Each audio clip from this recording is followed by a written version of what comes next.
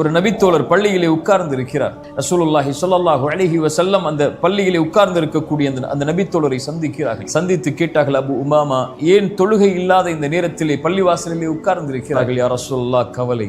யா ரசூலல்லாஹ், கடன் மிகைத்திருக்கிறது என்னை. அபு உமாமா, இந்த வார்த்தையை எல்லா தொழுகைக்கு பிறகும் சொல், எல்லா நேரங்களிலும் சொல்.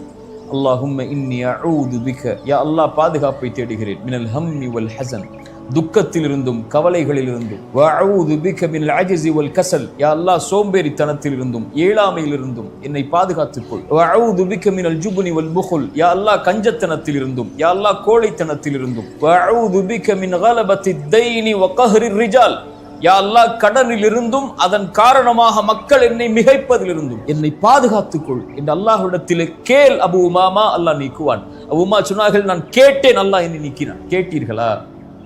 அழைத்தீர்களா? அல்லாஹ்விடத்தில் முறையிட்டீர்களா?